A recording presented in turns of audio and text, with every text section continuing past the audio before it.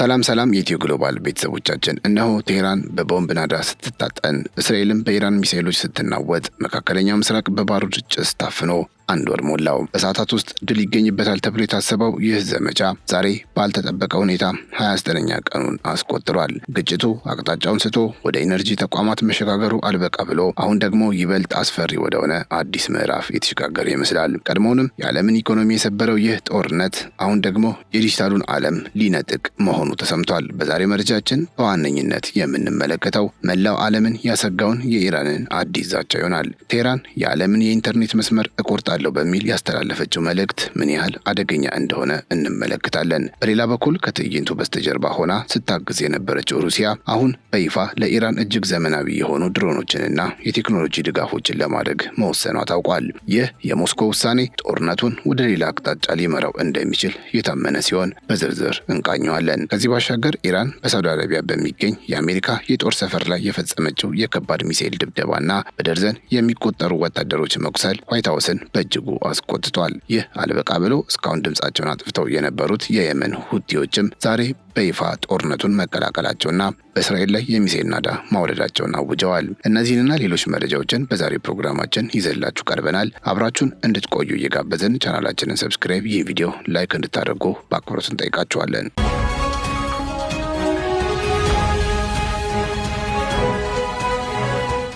የካቲት ወር ተጀምሮ አንድ ወሩን በደፈነው በዚህ አስፈሪ ግጭት ውስጥ ኢራን እስካሁን ከተሰነዘሩት ወታደራዊ እርምጃዎች ሁሉ የከፋና መላውን ዓለም ሊያናጋ የሚችል አዲስ ዛቻ ሰንዝራለች።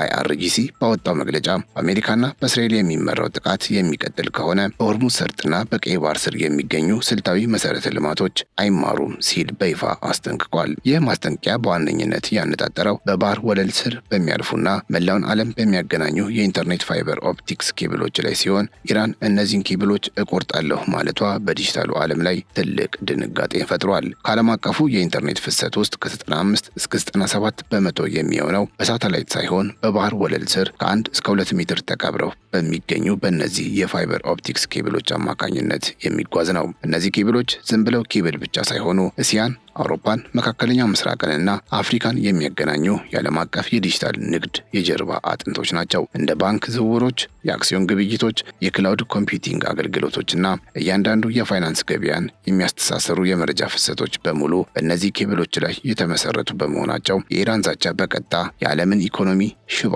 ሊያደርግ የሚችል ነው። አይአርጂሲ በአሁኑ ወቅት በእነዚህ ኬብሎች መተላለፊያ በሆነው የባህር ወለል ላይ ቁጥጥር እያደረገ ሲሆን ለባህር መንገዱ አገልግሎት የሚሰበሰበውም ክፍያ በቻይናው ዩዋን ገንዘብ መሆኑ ታውቋል። የቴክኖሎጂ ተንታኞች እንደሚሉት እነዚህ ኬብሎች በቀይ ባህር በኩል ብቻ 17 በመቶ የሚሆነውን የዓለም የኢንተርኔት ትራፊክ ይሸከማሉ። በተለይም እንደ አማዞን፣ ማይክሮሶፍትና ጉግል ያሉ ግዙፍ ኩባንያዎች በሳውዲ አረቢያና በተባበሩት አረብ ኤሚሬትስ የገነቧቸው የሰው ሰራሽ አስተውሎት ወይም ኤአይ ማዕከላት ሙሉ በሙሉ በእነዚህ ኬብሎች ላይ የተመሰረቱ በመሆናቸው ኬብሎቹ ከተቆረጡ የሚፈጠረው መስተጓጎል ለሰዓታት ሳይሆን ለወራት የሚዘልቅ ሊሆን ይችላል። የኢራን ዛቻ የታለመውም በባህረ ሰላጤው ሀገራት ላይ ግፊት ለማድረግ እንደሆነ ይነገራል። ኢራን የባህረ ሰላጤው ሀገራት የአሜሪካን ጦር ማስተናገዳቸውን የሚቀጥሉ ከሆነ ኬብሎቹን እቆርጣለሁ ማለቷ ጦርነቱን ከወታደራዊ ግጭት ወደ ዓለም አቀፍ የቴክኖሎጂና የፋይናንስ ጦርነት ቀይሮታል። ስጋቱ እውን እየሆነ መምጣቱን የሚያሳየው ደግሞ የፌስቡክ የኬብል ተቋራጭ ድርጅት በፋርስ ባህረ ሰላጤ አካባቢ የነበረውን ስምምነት ሰርዞ መውጣቱ ነው። ይህ ሁኔታ ግጭቱ ከወሬ ባለፈ ወደ ተግባራዊ ስጋት መሸጋገሩን የሚያረጋግጥ ትልቅ ምልክት ተደርጎ ተወስዷል። የዓለም ከፍተኛ የአእምሮ ብቃት ወይም አይኪው ባለቤት የሆኑት ሰንግ ሁሊን ጨምሮ በርካታ ተንታኞች ይህ የኢራን እርምጃ ከመላምት ወደ እውነታ ሊሸጋገር እንደሚችል እያስጠነቀቁ ይገኛሉ። ዛቻው ተግባራዊ የሚሆን ከሆነ የኢንተርኔት ፍጥነትን መቀነስ ብቻ ሳይሆን ዓለም አቀፍ የቪዲዮ ጥሪዎችን፣ ኢሜይሎችንና የፋይናንስ ግብይቶችን ሙሉ በሙሉ ሊያቋርጥ ይችላል። ይህም እስያ ከአውሮፓ ጋር ያላትን ግንኙነት በመበጠስ በቢሊዮን የሚቆጠሩ ሰዎችን የዕለት ተዕለት ህይወትና የዲጂታል ሉዓላዊነት አደጋ ላይ የሚጥል ነው ተብሏል። በጥቅሉ የሆርሙዝ ሰርጥና የቀይ ባህር ወለል አሁን ላይ የጦር መርከቦች ብቻ ሳይሆኑ የዓለም የኢንተርኔት ደህንነት የሚወሰንባቸው የጦር ግንባሮች ሆነዋል። ኢራን ይህንን ስልታዊ ካርድ የተጠቀመችው አሜሪካና እስራኤል የሚያደርሱባትን ድብደባ ለማስቆም እንደ መጨረሻ አማራጭ ቢሆንም እርምጃው ግን መላውን ዓለም ወደ ዲጂታል ጨለማ ጨለማ ሊከት የሚችል አስፈሪ አደጋን ያዘለ ነው። ጥቃቱ የሚቀጥል ከሆነ ስልታዊ መሰረተ ልማቶች አይማሩም የሚለው የአይአርጂሲ መግለጫ ዓለም ከዚህ ቀደም አይታ የማታውቀውንና በኢንተርኔት መቆረጥ ምክንያት የሚፈጠር ዓለም አቀፍ ቀውስ ደጃፍ ላይ መሆኑን ያበስራል ሲል የዘገበው ታይምስ ኦፍ ኢንዲያ ነው።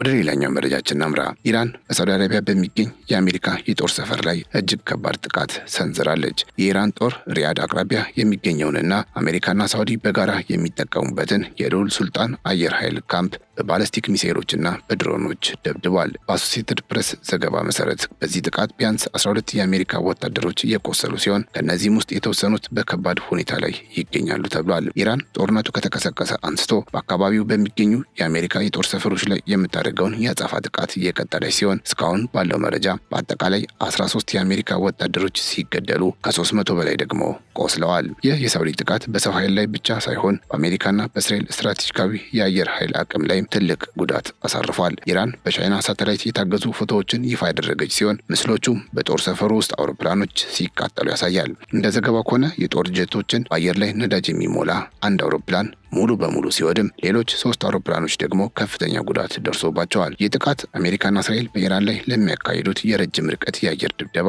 ወሳኝ የሆነውን የሎጂስቲክስ አቅም ለማዳከም የታለመ እንደሆነ ተገልጿል። በሌላ በኩል እስራኤል በኢራን የኢንዱስትሪና የኒውክሌር ተቋማት ላይ ያነጣጠረ ድብደባዋን አጠናክራ ቀጥላለች። የእስራኤል ጦር በኢራን የኒውክሌር ማበልጸጊያ ፕሮግራም ውስጥ ትልቅ ሚና አለው የተባለውን የከባድ ውሃ ሪያክተር መምታቱን በይፋ አስታውቋል። ከዚህም በተጨማሪ ኢራን ውስጥ ያለውን የኢንተርኔት እገዳ ጥሰው በኢራናውያን በኩል የወጡ ቪዲዮዎች እንደሚያሳዩት በኢስፋሃን በማዕከላዊና በደቡባዊ ኢራን የሚገኙ በርካታ የብረትና የሲሚንቶ ፋብሪካዎች ላይ የአየር ድብደባ ደርሶባቸዋል። ይህ ጥቃት የኢራንን የጦር መሳሪያ ማምረቻና የኢኮኖሚ መሰረተ ልማቶችን ለማዳከም የታለመ እርምጃ መሆኑም ተጠቁሟል። ጦርነቱ ወደ እስራኤል ምድርም በከፍተኛ ሁኔታ የተስፋፋ ሲሆን ዛሬ በቴል አቪቭ ውስጥ በሚገኝ አንድ ዩኒቨርሲቲን ጨምሮ በ8 የተለያዩ ቦታዎች ላይ የሚሳኤል ፍንዳታዎች ተከስተዋል። በእነዚህ ጥቃቶች ምክንያት አንድ ሰው ሲገደል 2 ሰዎች ደግሞ ቆስለዋል። በተመሳሳይ ወቅት ከየመን ወደ እስራኤል የተተኮሰ አንድ ሚሳኤል በእስራኤል መከላከያ ኃይል መክሸፉ የተገለጸ ሲሆን ይህም ጦርነቱ ከተለያዩ አቅጣጫዎች የሚሰነዘርና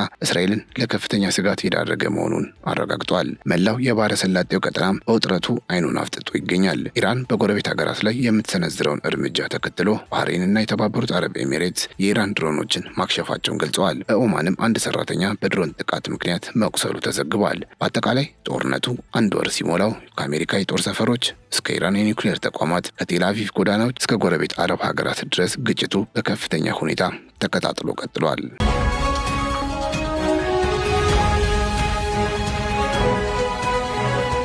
ወደ መጨረሻው መረጃችን እናምራ። ሩሲያ የቴህራን የቅርብ ወዳጅ የሆነችው ሩሲያ ድጋፏን ከንግግር ባለፈ ወደ ተግባር እየቀየረች መሆኑን የሚጠቁሙ መረጃዎች እየወጡ ነው። አሶሲየትድ ፕሬስ የአሜሪካና የአውሮፓ ባለስልጣናትን ጠቅሶ እንደዘገበው ሞስኮ በዩክሬን ጦርነት ወቅት የተጠቀመችበትን የድሮን ቴክኖሎጂ በማሻሻል ለኢራን እያቀረበች ትገኛለች። በተለይም የሩሲያና ዩክሬን ጦርነት ከተጀመረ በኋላ ሩሲያ ከኢራን የቀረበላትን የሻሂድ ድሮን ቴክኖሎጂ የመጓዝ አቅሙንና ጥቃቱን እንዲጨምር አድርጋ በድጋሚ ለቴህራን መላክ ጀምራለች ተብሏል። ምንም እንኳ የተላኩት ድሮኖች ብዛትና በጦርነቱ ላይ የሚኖራቸው ውጤት ላይ የአውሮፓ ባለስልጣናት ጥርጣሬ ቢኖራቸውም ሞስኮና ቴህራን መሳሪያዎቹን ስለማጓጓዝ በሚስጥር ሲወያዩ መቆየታቸው ግን የሁለቱን ሀገራት ወታደራዊ ትብብር አዲስ ምዕራፍ ላይ መድረሱን እንደሚያሳይ መረጃዎቹ ይጠቁማሉ። ይህ በእንዲህ እንዳለ ሩሲያ ለኢራን የምትሰጠው ድጋፍ ከቁሳቁስ ባለፈ ወደ ደህንነት መረጃ ሽግግር መሸጋገሩን ተነግሯል። የአሜሪካና የዩክሬን የደህንነት ምንጮች እንደሚከሱት ሞስኮ በመካከለኛው ምስራቅ የሚገኙ የአሜሪካ ጦር ሰፈሮች ያሉበትን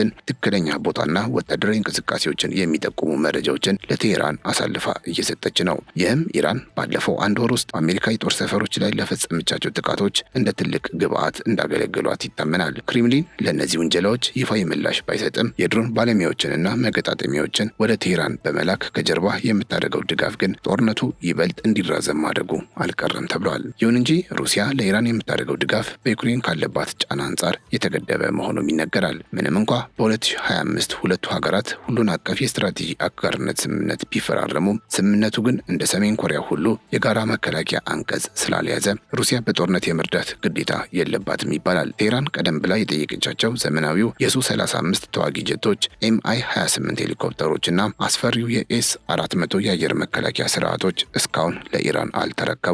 ይህም ሩሲያ በዩክሬን ጦርነት ምክንያት ያሏትን ወታደራዊ ንብረቶች ለራሷ ከመፈለጓን በላይ የአሜሪካን ቀይ መስመር ላለማለፍ የምታደርገውን ጥንቃቄ ያሳያል ሲሉ ተንታኞች ይናገራሉ። በፖለቲካው ረገድ ግን ክሬምሊን ለቴህራን ያለውን የማያወላውል ድጋፍ በተደጋጋሚ እያረጋገጠ ይገኛል። ፕሬዚዳንት ፑቲን ለአዲሱ የኢራን ጠቅላይ መሪ ሞጅታባ ኻሜኒ የእንኳን ደስ ያሉት መልእክት ሲልኩ ሩሲያ ለእስላማዊው ሪፐብሊክ ሁልጊዜም ታማኝ አጋር ሆና እንደምትቀጥል ቃል ገብተዋል። በሌላ በኩል የአሜሪካና የእስራኤል ጥቃቶችን በይፋ እያወገዘች ያለችው ሞስኮ በይፋዊ መንገድ የሰብአዊ እርዳታዎችንም እየላከች ነው። ለዚህም ማሳያ የሚሆነው በግጭቱ መጀመሪያ ላይ የሩሲያ የጭነት አውሮፕላን 13 ቶን የሕክምና ቁሳቁሶችን ለኢራን ቀይ ጨረቃ ማህበር ማስረከቡ ነው። ይህ በይፋ የሚታየው እርዳታ ግን ከጀርባው ካለው ወታደራዊ ትብብር ይልቅ በዓለም አቀፍ ደረጃ ሩሲያን እንደ ሰላም አደራዳሪና ረዳት ለማሳየት የታለመ እንደሆነ ይገምታል። ለሩሲያ በመካከለኛው ምስራቅ የሚካሄደው ጦርነት መራዘም ከፍተኛ የኢኮኖሚና የፖለቲካ ጥቅም እንዳለው ይነገራል። የነዳጅ ዋጋ መናር ባለፈው ዓመት ከፍተኛ የበጀት ጉድለት ላጋጠማት ሞስኮ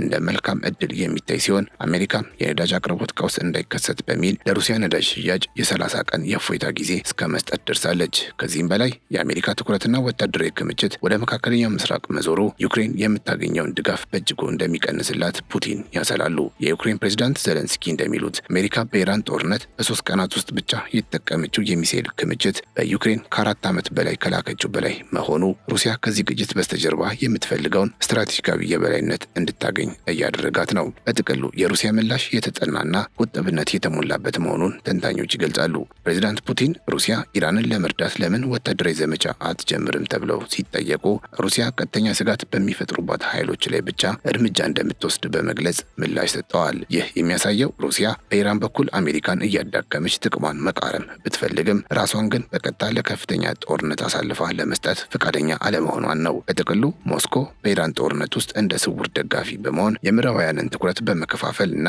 ኢኮኖሚ ተጠቃሚ በመሆን የራሷን የጂኦፖለቲካዊ ጨዋታ በብልሃት እየተወጣች ትገኛለች። በአጠቃላይ ይህ በአንድ ወር ውስጥ ብቻ መላውን መካከለኛ ምስራቅ ወደ ቀውስ ማጥ የከተተው ጦርነት አሁን ላይ ከወታደራዊ ፍልሚያነት አልፎ የዓለምን የዲጂታልና የኢኮኖሚ ደህንነት አደጋ ላይ የጣለ ዓለም አቀፍ ፈተና ሆኗል። ኢራን የመጨረሻ ካርዷን በመምዘዝ የዓለምን ኢንተርኔት ኬብሎች እቆርጣለሁ ማለቷና ሩሲያም ከትዕይንቱ በስተጀርባ ሆና የመሳሪያና የደህንነት ድጋፏን ማጠናከሯ ግጭቱ በሰላማዊ መንገድ የመቋጫ እድሉን እያቀጨጨው መጥቷል። ትናንት በሳውዲ አረቢያ የአሜሪካ ጦር ሰፈር ላይ የተሰነዘረው ጥቃትና የሁቲዎች በይፋ ጦርነቱን መቀላቀል ደግሞ ግጭቱ አድማሱን አስፍቶ ወደ ማይጠፋ ቀጠናዊ እሳትነት እየተቀየረ መሆኑን የሚያረጋግጥ ነው። ፕሬዚዳንት ትራምፕ በኢኮኖሚ መናጋትና በፖለቲካዊ ጫና ውስጥ ሆነው የሰላም ድርድሩን ቢገፉበትም በቴህራን አቋምና በእስራኤል የማጥቃት ፍላጎት መካከል ያለው ገደል ግን ዓለምን ወደማይታወቅ የዲጂታል ጨለማና የኢነርጂ ቀውስ እየገፋት ይገኛል።